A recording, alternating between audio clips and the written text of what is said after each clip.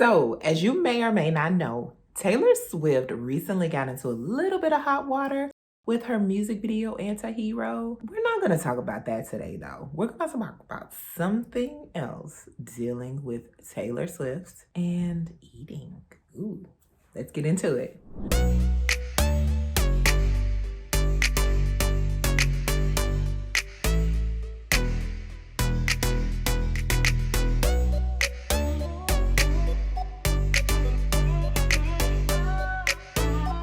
Hi guys, welcome to my channel. I am Kendra. This is my space, Kind Kendra Creates. Here I share my weight loss journey with you guys. Hopefully I can help you out along the way if you're on a weight loss journey. I also do a little bit of commentary, which I will be doing today. And also you'll learn about me along the way. So if that stuff sounds good to you, then go ahead and make sure that you subscribe to my channel so that you don't miss out when I come out with another video. So first of all, let's talk about Miss Taylor Swift and her recent issues online. Okay, so she came out with this video or whatever. And in the video, there is a clip of her getting on a scale.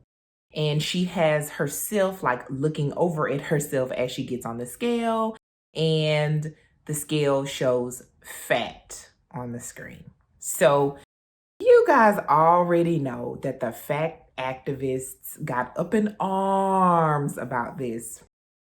They called Taylor Swift fatphobic, and other people just criticized it for like sending the wrong message to people about their body issues and weight and things like that. So the video was eventually changed and that clip was removed. Now, my opinion, I don't know if you want to hear about it or not, but I'm about to tell it to you. I don't think that was fatphobic at all. I just think that that was something that she went through and she decided to put it in her video because she doesn't want to be considered like this big, I guess, role model for people because she struggles with things too and she's a human being. And I think that is what a lot of people fail to realize about celebrities and influencers and people who have a large social media presence is that they are human beings. They struggle with things and they're not perfect. So actually, I think it was a solid message that she was sending there. Other people didn't think so. But today, I'm not here to talk about that. I'm here to talk about something else. So I came across this Buzzfeed article and it talks about how a clip resurfaced of her doing 73 questions with Vogue. And it's pretty old. It's on YouTube. I'm gonna link it in my description. Don't worry about that. But in it, there were 3 clips that stood out. We're gonna talk about those 3 clips. And people were basically saying how they felt sorry for Taylor. And we're gonna talk about it, okay? Don't worry. We are going to talk about it. Okay. So let's just go into that first clip. What's your favorite food? I mean, if we're just saying like what I wish I could eat every day if calories didn't count as like chicken tenders. I did find that an unusual answer, I must say, because she started out if calories didn't count. And I think that that rang alarm bells with people because the man just asked you what your favorite food was. He didn't ask you about calories. He just said, what is your favorite food? And the first thing that you say is, if calories didn't count, which led a lot of people to believe that, she had issues with food. And that's very believable. And if you look in the clip, you can see that she looks thin. And there's nothing wrong with being thin at all. So you would wonder why someone her size would even say something like that. And we're going to get into that too. But I found it a little odd. I mean, what do you guys think? Go ahead and comment below. I know that with me being on a weight loss journey, like calories are important, like food things are important. I mean, I can't eat everything I want every day. That goes without saying. And I assume that a lot of thin people can't do that either. Otherwise, they probably wouldn't be so thin. So sometimes I just wonder about the relationships that people do have with food. for you to say, oh, my favorite food is chicken tenders, if we're not talking about calories. It doesn't matter. They just want to know, what's your favorite food? And I believe that a lot of people can't answer simple questions like that because of the weird and wacky relationships that they have with food.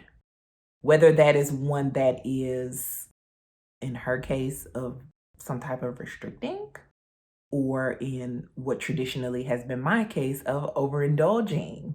What was the last thing you baked?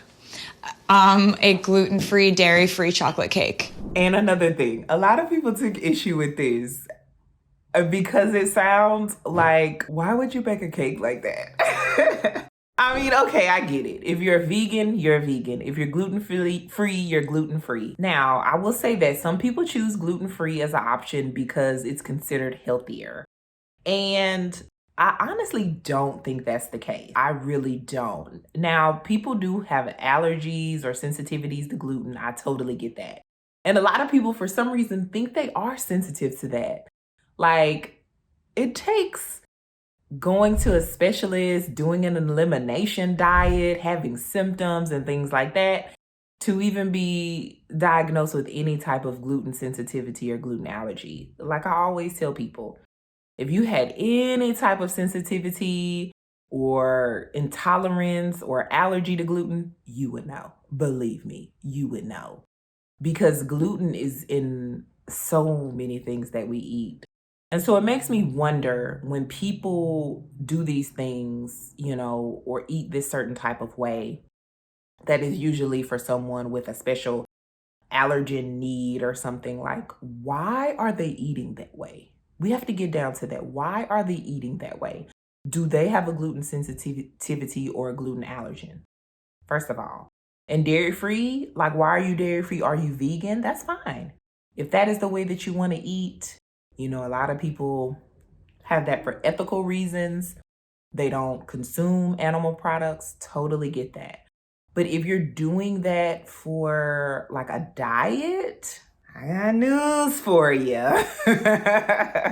Being dairy-free isn't going to make you this thin, svelte person. Or being a vegan isn't going to make you a thin, svelte person. Because there are overweight and obese vegans. Because some people are dairy-free because they just can't tolerate dairy well. I'm one of those people who has a very mixed relationship with dairy. Some days I tolerate it very well. Some days I do not tolerate it at all. So it's like up in the air. Maybe I'll do good with it, maybe I won't, but I eat it, and I eat a lot of it. So sometimes I just wonder, like, why do people eat the way that they do? Is it they eat the way that they do for health reasons, for allergen concerns, or do they eat the way that they do because they've given into diet culture? They've given into restrictive eating. They've given into these fad type diets where they're promising amazing results.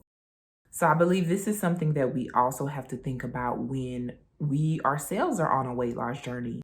Like, why am I eating the way that I'm eating? Is this really good for my body? Is this really a nutritious diet? Is this something that's been cleared by like a registered dietitian and my doctor for my health concerns and my health needs? What's one thing you still have from your childhood? My insecurities. And after that statement, a lot of people just wanted to give the girl a hug. I mean, God, that hit so deep.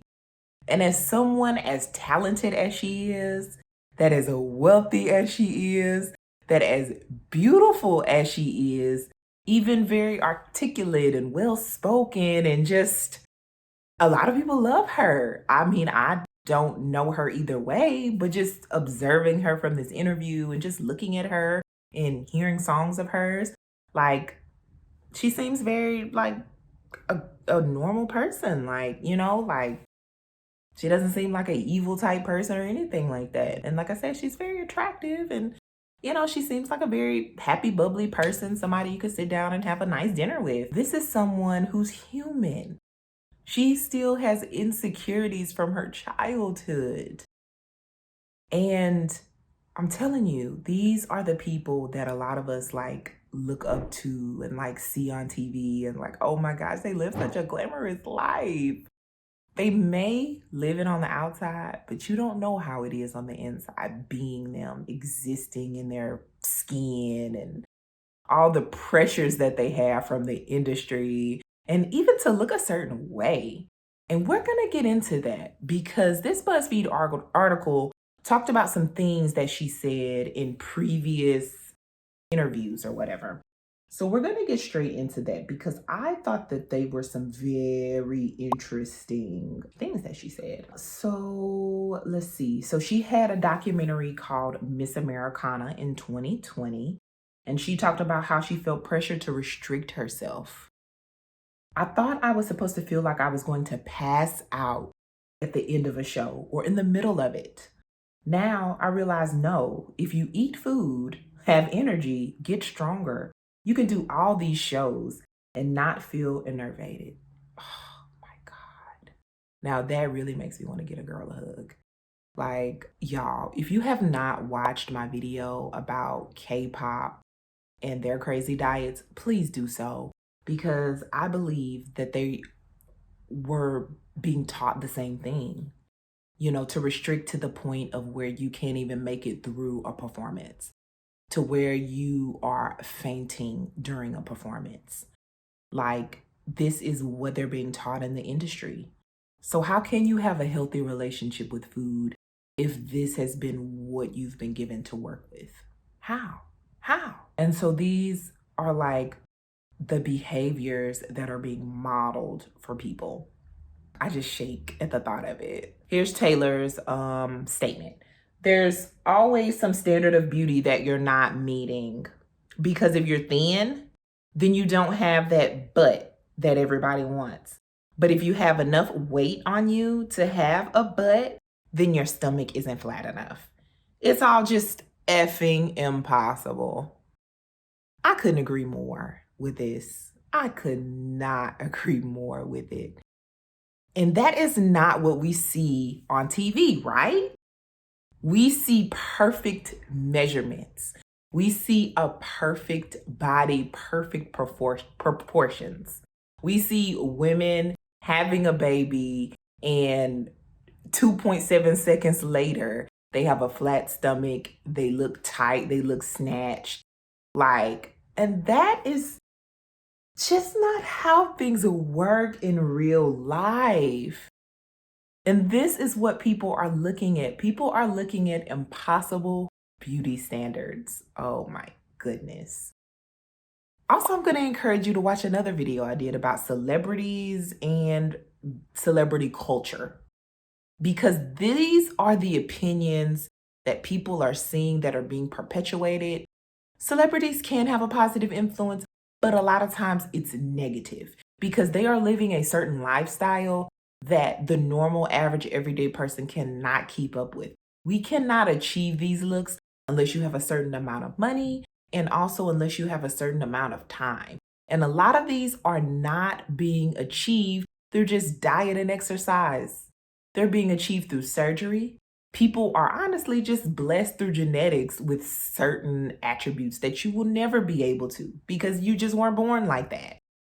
And I think the more that people can get it through their head that they won't have these certain looks without surgery, then the better off we all are. And not trying to live up to some impossible beauty standard because a celebrity doesn't want to admit to all the plastic surgery they had. You guys, if you have not ever watched Lori Hill's channel, I was a little bit hesitant to watch it at first because it's all about celebrities and plastic surgery.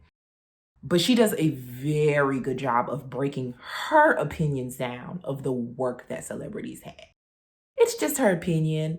Nobody's saying that these people had work for sure. She does not have any receipts or proof or anything like that. She's just talking about her knowledge of plastic surgery and what they could have possibly had. And it gives you an eye-opening look that the industry is just so fake, honestly. So if you've never saw her channel, I just recommend you just watching one or two videos, maybe about a celebrity that you've oh, body goals. She's gonna break your heart. And I mean could be she could be making it all up, and these people could be 100% natural. But once again, if they were born like that, you cannot change genetics. Like, you just can't change that unless it's surgery. And here's the last statement. In the doc, Taylor also opened up about her constant food tracking. Ooh. During the 1989 tour, that was back in 2015. I would have defended, she's referring to the food tracking, to anybody who said, I'm concerned about you. She continued, what are you talking about? Of course I eat. I exercise a lot, and I did exercise a lot, but I wasn't eating. Oh my God. So food tracking, let's talk about that. That is something that is a lot of times recommended for people who are on a weight loss journey or who are dieting. That is something that I have not done at all this time around on my weight loss journey as far as tracking calories. Now, when I did Nutrisystem, I did track my foods because it was part of the program. And it just gets you into the habit of thinking about what you're eating, what you're putting in your mouth, just kind of being mindful of that, which is something that you should be doing if you're trying to lose weight. And it makes you wonder, or makes you think about, like, why would someone her size track their food religiously? Why? Why would they do that? I don't know. I've never been a normal size. Like, I've never been slim. I would know. But from the things that she said, she also had issues with restricting. And she talks about exercising a lot. She talks about doing these things that may or may not, be healthy for her. You can pretty much overdo it with anything that you do, right? You can overeat. You can overexercise. You can do those things that are good for your body. Getting in nutrition is good. Exercising is good. But we can overdo those things, and we can hurt ourselves in the process. And throughout the documentary that she did, throughout this article, the things that she said, even when she talked about her insecurities in that video, she has been amazingly transparent. Even what she tried to do in her video that the fat activists hated her for. I can appreciate that. I can appreciate the openness, the vulnerability, the being transparent with the issues that she's been through and how she's handled those issues. And I love it when celebrities are just like, you know what? Yeah, I've had issues with this and I've had issues with that. And these are the reasons why I've had those issues. And this is how I overcame those issues. Because once again, a lot of people put those celebrities, influencers, whoever up on this pedestal, and they just feel like they are invincible creatures. And I just hope everybody can feel like they are the invincible creature, that they put all this stock within themselves, that they put in everybody else.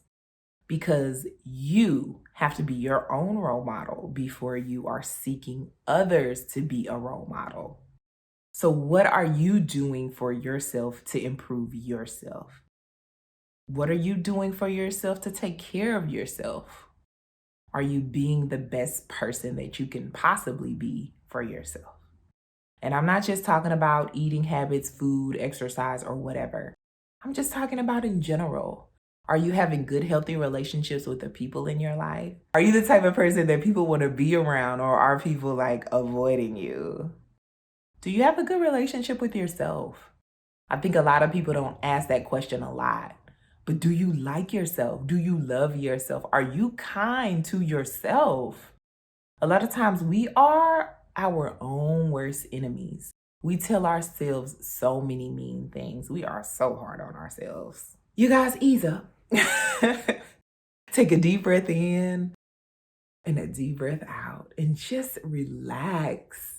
Relax. Because I promise you, if you relax and you take it a little bit easier than you have, and you try to de-stress and get to the root of any issues that you've been having, you are gonna come out on the other end successful. And I always recommend for you to see a mental health professional if you are having mental health issues, struggles, problems, concerns, questions, anything. Even if you feel like you are in 100% great shape, there's nothing wrong with seeing a therapist.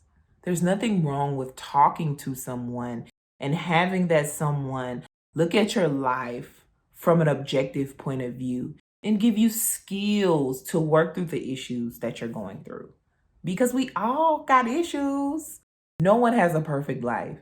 And no one is without problems. Y'all, I know there was a lot, okay? But if you like this video, make sure you give it a thumbs up. I hope that something I said in this thing can be of value to somebody.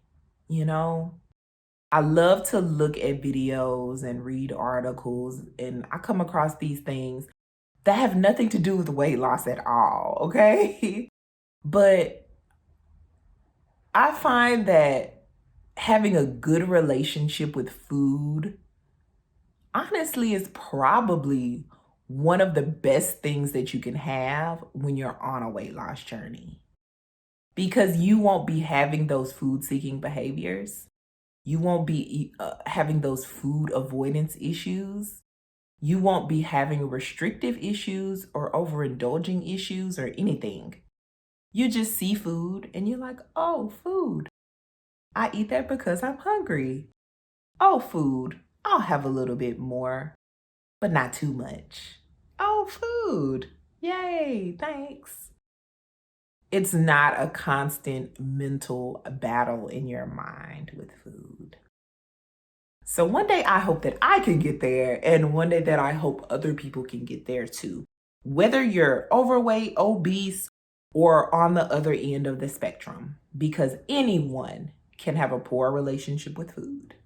If you like this video, make sure you give it a thumbs up. Also subscribe to my channel so that you don't miss out on any of my future videos. Please make sure you spread kindness in a world full of hate. I will see you guys next time. Thank you so much for watching my videos. Bye-bye.